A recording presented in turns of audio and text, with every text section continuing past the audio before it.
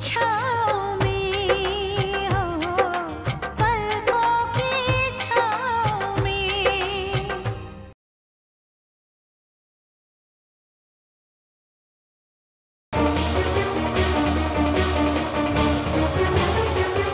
अरे कार्तिक, जल्दी आओ ना बेटा, जन्माष्टमी के लिए देर हो रही है। जी, बाद में देखूंगा।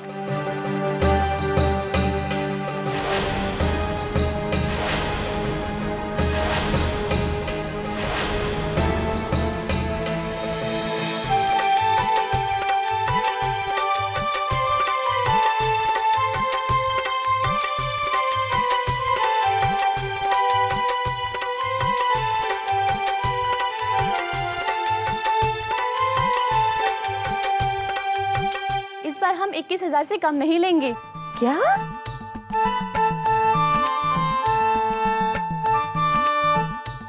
नौचो नहावन के लिए 21,000 रुपए? तू पागल हो गई है? ना ना, बिल्कुल नहीं। हम तो अपनी खुशी से मांग रहे हैं, अगर आपको नहीं देना है तो मत दीजिए। फिर भी हम रस्म तो करेंगे ही। 5,000 दूंगी, चाहे तुम लो या ना लो, है ना अम्मा? खुश? श्याम बहादुर। जी दादाजी। जी दादाजी। श्याम बहादुर, वो बारातियों के लिए उपहार मंगाए थे, वो कहाँ है? नजर नहीं आ रहे कहीं। वो तो कार्तिक भैया के कमरे में रखा है। ओहो, कार्तिक भैया के कमरे में क्या कर रहे हैं वो? यहाँ लेके आओ। जी अभी लाता हूँ। पान का पत्ता तो है नहीं। सुमन बेटा, जरा पान का पत्ता लिया ना, रसोई में रखा है। जी अभी लाए।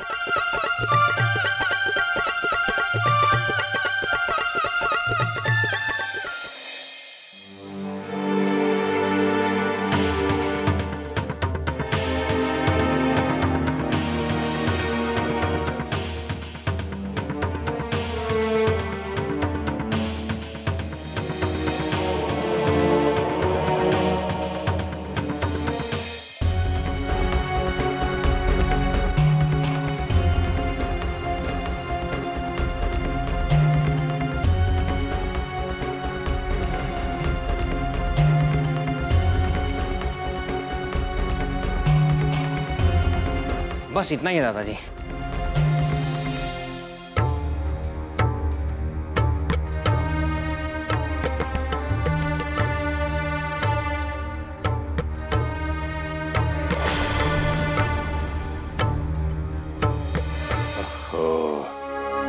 ये नियुक्ति के हिसाब की डायरी यहाँ क्या कर रही है? कहीं भी कुछ भी रख देते हैं और बाद में फिर ढूंढते रहो। देखो तो कुछ हिसाब किताब सही लिखा भी है या?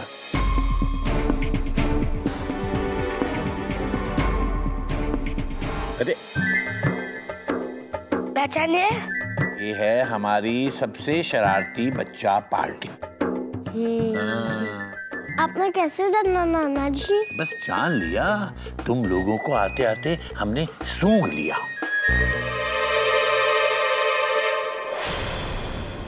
सुबह सुबह शरारत शुरू हो गई ना? हाँ। हाँ, और कोई काम नहीं है? नहीं। पर क्यों नहीं है? इतना काम है घर में, करो जाके। नहीं नहीं, काम नहीं करेंगे। चलो दादाजी हमारे साथ खेलिए ना। अरे अरे नहीं, मुझे काम है बेटा। नहीं, हमारे साथ खेलिए। अरे अरे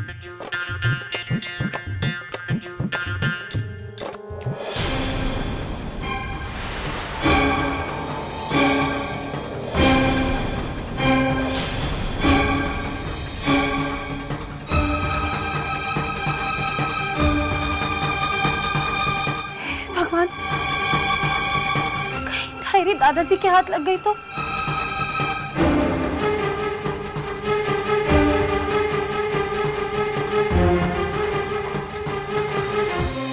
श्याम बहादुर जी। हाँ जी। जरा ये टेबल लेके चलना, मैं फूल लगा दूंगा। हाँ हाँ, आइए आइए।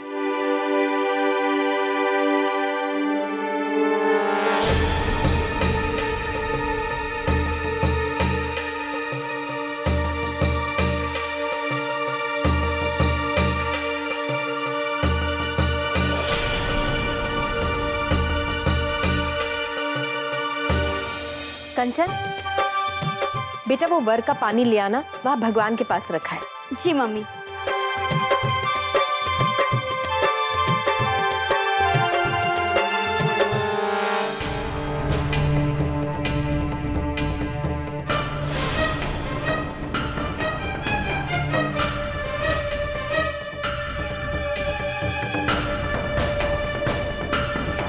Good morning.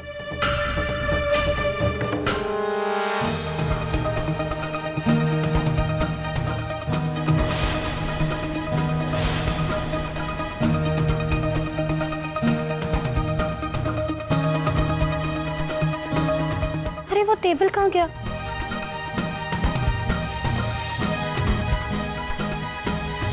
सुमन, सुमन बेटा। जी माँ आए।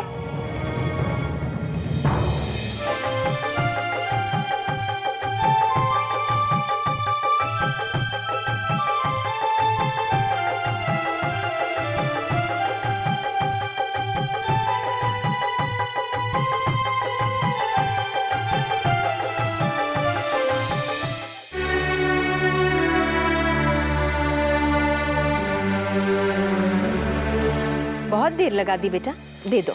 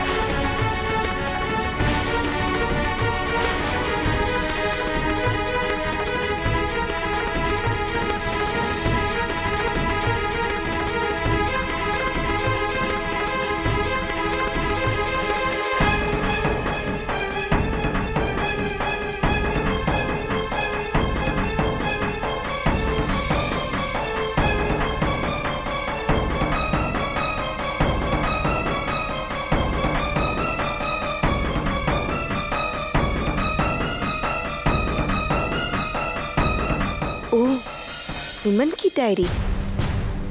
इसमें तो बहुत सारे राज होंगे, पढ़ने में मजा आएगा।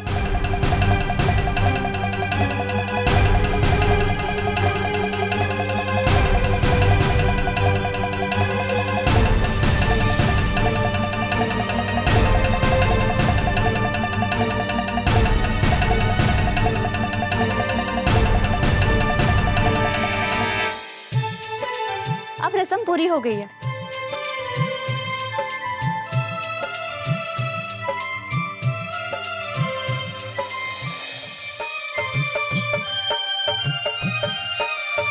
श्याम बहादुर, जी दादी माँ। आम की सूखी लकड़ियां आई कि नहीं? अरे अरे बाहर कुछ कुर्सियां कम पड़ी थी, देख लगी कि नहीं? जी बिल्कुल। कैसे कर?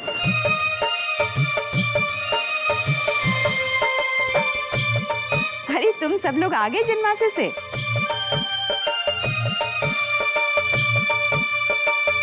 बेटा सब ठीक रहा ना? किसी तरह की तकलीफ तो नहीं हुई? अरे माँ, जब मैं खुद वहां गया था सारा इंतजाम देखने, तो कोई दिक्कत कैसे हो सकती थी? बाराती हमारे स्वागत सत्कार से बहुत खुश हैं माँ। त्रिभुवन, यहाँ की तैयारी कैसी है? यहाँ का इंतजाम भी तो मैं ही देख रहा हूँ ना माँ, यहाँ दिक्कत कैसे हो सकती है? त्रिभुवन, यहाँ की सजावट अभी तक बाकी है। बस बहुत जल्दी पूरी होने वाली है माँ। अभी तक पूरी हो जानी चाहिए थी त्रिभुवन। और भोज की तैयारी कैसी चल रही है? अम्मा 100-200 लोग ज्यादा भी आएंगे ना तो कम नहीं पड़ेगा। मैंने 5 हलवाई और 15 मजदूर और मंगवा लिए हैं। आप निश्चिंत रहिए अम्मा। चंद्रिका जी, हम त्रिभुवन से बात कर रहे हैं। पिताजी बात दरअसल लोगों को उनकी हद समझा दो त्रिभुवन।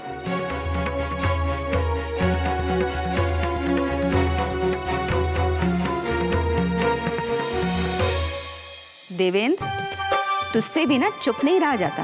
अम्मा, मेरी भतीजी की शादी है, खुशी का मौका है अम्मा।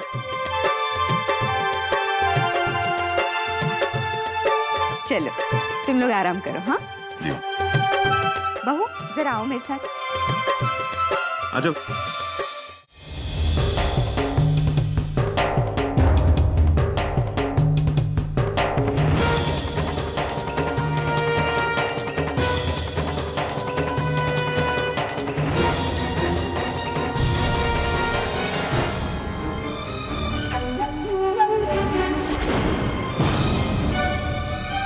आएगा मजा। अब पढ़ेंगे सुमन कुमारी की आत्मकथा।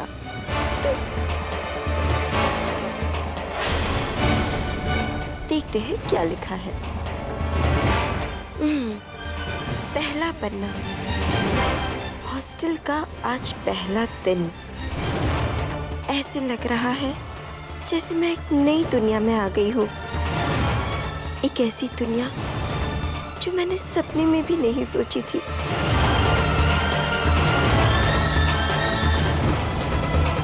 आज मेरे साथ ये हुआ कि विद्या,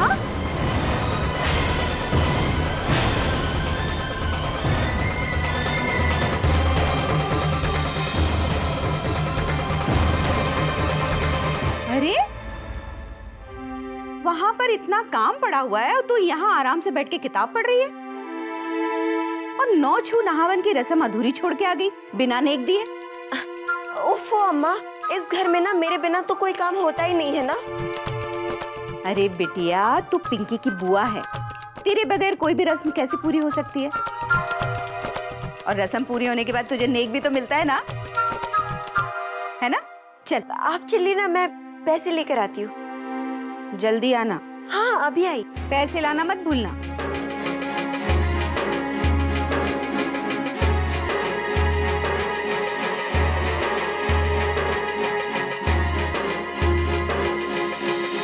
हद होती है।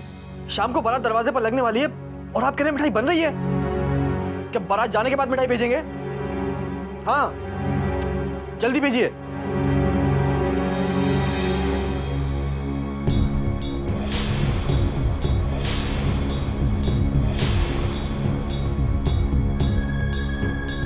अब रहने भी दो करण,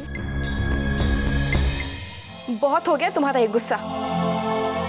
ये हमेशा हमारा तुम्हें तुम्हारे पास आके मनाना, प्यार के 2 बोल सुनने को तरसना। लेकिन अब बस, अब हमने फैसला कर लिया है, अब से ये सब खेल खत्म। हाँ तो ठीक है ना, इसमें इतना सोचने विचारने वाली क्या बात है? खत्म हो गया। हाँ हाँ, इसमें इतने सोचने वाली कौन सी बात है? सोचना तो हमारे माता पिता को है ना? मतलब तुम इसीलिए मुझसे चिढ़ते हो ना, क्योंकि हमारा तुम पे कोई हक नहीं है। इसीलिए हमने फैसला कर लिया है कि पिंकी की शादी खत्म होते ही हम घर लौट के माँ को सब कुछ साफ साफ बता देंगे कि तुम हमें पसंद हो और हम तुमसे शादी करना चाहते हैं। क्या क्या क्या कहा तुमने? फिर से कहना। हाँ, और वैसे भी हम दोनों की शादी को इस घर में कोई मना नहीं करेगा। बस जल्दी से तुम्हारी बीवी बन जाने दो, फिर देखती हूँ कैसे पीछा छुड़ाते हो तुम मुझसे। तुमको तो मैं सुधार के ही दम लूंगी, क्योंकि तब तुम पे हक जताने का लाइसेंस जो मिल जाएगा मुझे। चुप!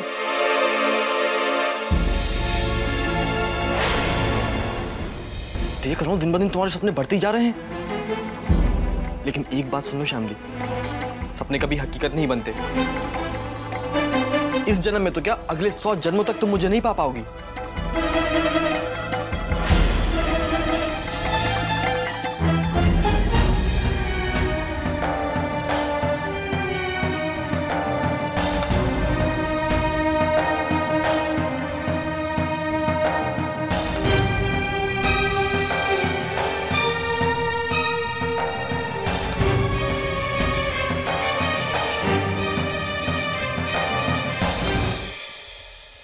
क्या बात है श्यामली?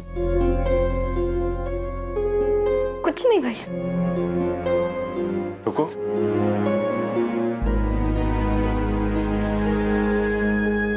श्यामली, तुम मुझे अपना भाई मानती हो ना? जी भैया। तो फिर बताओ, क्या बात है? क्या चल रहा है तुम्हारे और करण के बीच? कुछ नहीं, कुछ भी तो नहीं भैया। क्यों ऐसा चुप चुप गुमसुम चिड़चिड़ा सा हो गया? अरे अगर तुम दोनों के बीच में कुछ है तो मुझे बताओ, मैं खुद माँ से तुम्हारे रिश्ते की बात करूंगा। मैं तो आज तक यही सपना देख के जी रही थी कि करण और मेरी शादी होगी। मैंने बचपन से लेके आज तक उसी को अपने सपनों का राजकुमार माना है, लेकिन वो तो मुझे चाहता ही नहीं है भैया। आज मेरा सपना सच में टूट चुका है और मेरी वजह से वो चिड़चिड़ा नहीं बना है भैया। हमारे बीच में तो ऐसा कुछ है ही नहीं।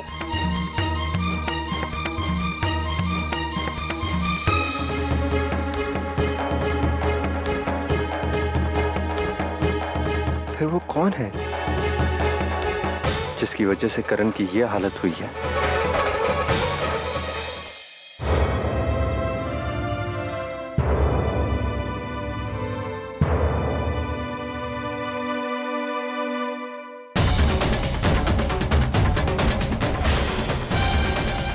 अरे सुमन की डायरी।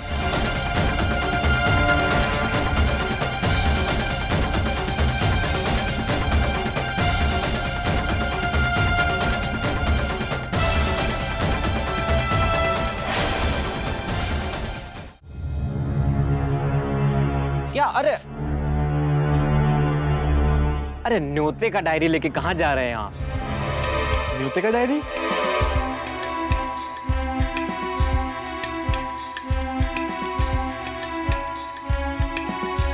ये तो न्योते की डायरी है। अरे तो क्या कोई और डायरी ढूंढ रहे थे?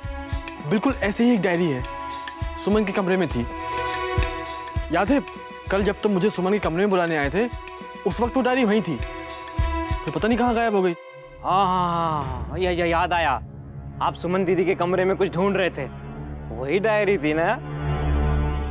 क्या ऐसा उस डायरी में करण भैया है? तुमसे मतलब? बस तुम इतना बताओ, तुमने वो डायरी कहीं रखी है क्या? अब हम ही तो हैं जो इस घर में सारा सामान इधर से उधर करते हैं। तो बताओ ना, कहाँ है वो डायरी? करण भैया सैकड़ों सामान यहाँ से वहाँ रखते हैं, अब एक एक का हिसाब थोड़ी रखेंगे कौन सी चीज कहाँ रखी, हमें याद नहीं आ रहा। श्याम बहादुर, जोर डालो अपने दिमाग पे और सोचो, कहाँ है वो डायरी? हाँ हाँ, एक मिनट।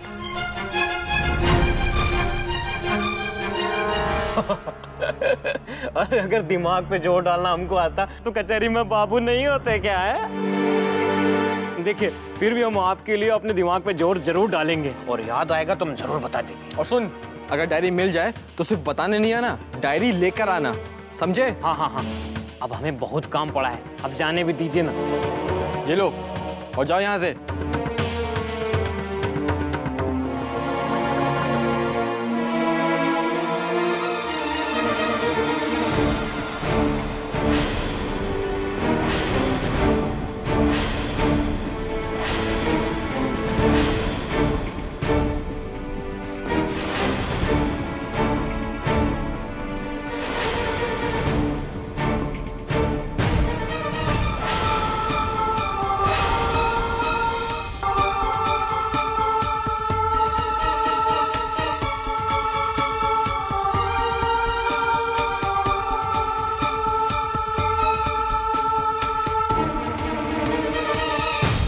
आपने हमारी डायरी ली थी।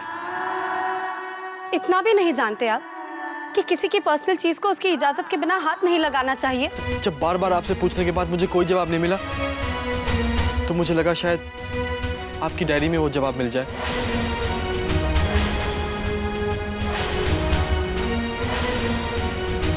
और इसके लिए आप अपनी मर्यादा भी भूल गए। अब आप जो कहिए। हाँ, मैं स्वार्थी हो गया था, लेकिन आप मेरा यकीन कीजिए, मैंने उस डायरी का एक अक्षर भी नहीं पढ़ा। इससे पहले कि मैं वो डायरी पढ़ता, पता नहीं वो डायरी कहाँ गायब हो गई।